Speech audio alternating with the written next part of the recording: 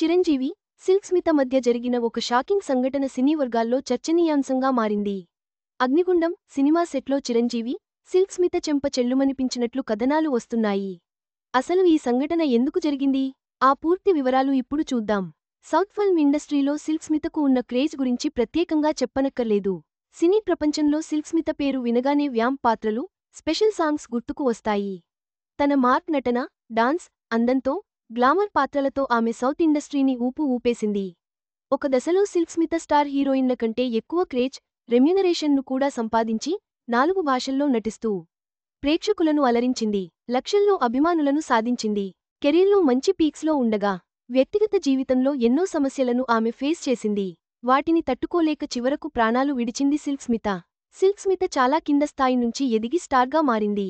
ఈ క్రమంలో ఆమె ఎన్నో అవమానాలు ఎదుర్కొంది. కొన్ని సినిమాల నుంచి ఆమెను తీసేసిన సందర్భాలు కూడా ఉన్నాయి. ఈ క్రమంలో అసిస్టెంట్ డైరెక్టర్గా ఉన్న కనగల జయకుమార్ వల్ల సిల్క్ స్మిత చిరంజీవి చేత చెంప దెబ్బతిన్న సందర్భం ఒకటి ఉంది.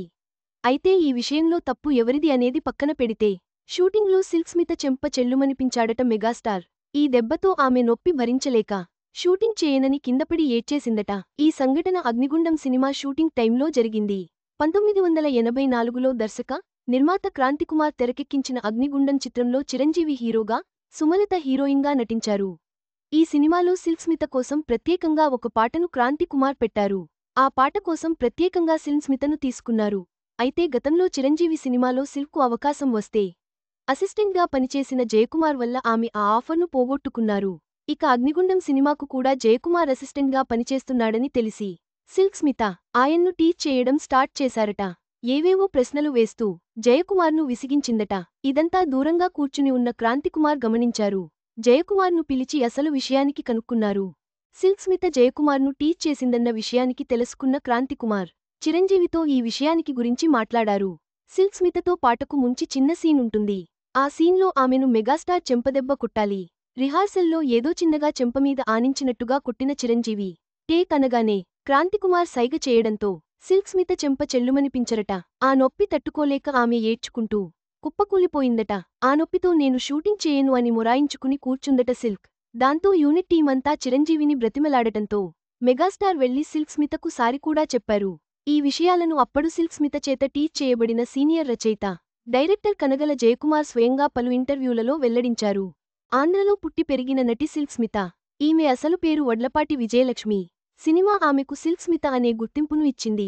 తమిళ, తెలుగు, మలయాళం, కన్నడ, హిందీ ఇలా చాలా భాషల్లో 450కి పైగా చిత్రాల్లో ఆమె నటించారు. కుటుంబ పరిస్థితి వల్ల చదువు మధ్యలోనే ఆపేసిన సిల్క్ స్మితకు చిన్న వయసులోనే తల్లిదండ్రులు పెళ్లి చేశారు. పెళ్లి తర్వాత భర్త, అత్తగారి వేధింపులు తట్టుకోలేక ఇంటినుంచి బయటకు వచ్చింది. ఇండస్ట్రీలో తనకంటూ స్టార్డమ్ వచ్చిన తరువాత ఆమె కోసం దర్శక నిర్మాతలు క్యూ కట్టిన సందర్భాలు ఉన్నాయి. అంతేకాదు సిల్క్ ఒక్క ఐటెం డ్యాన్స్ చేయడానికి 50,000 వరకు పారితోషికం తీసుకునేదట. ఇది ఇప్పటి కాలంలో 5 కోట్లకు సమానమని చెబుతారు. ఇప్పటి లెక్క ప్రకారం సమంత, రష్మికలు కూడా ఆమె ముందు నిలబడరని చెప్పొచ్చు. వివాదాలు, వ్యక్తిగత ఇబ్బందుల వల్ల సిల్క్ మద్యానికి బానిస అయింది. చివరికి మానసిక ఒత్తిడి, దుఃఖం తట్టుకోలేక సిల్క్ స్మిత 35 ఏళ్ల వయసులో ఉరివేసుకుని ఆత్మహత్య చేసుకుందని చెబుతారు.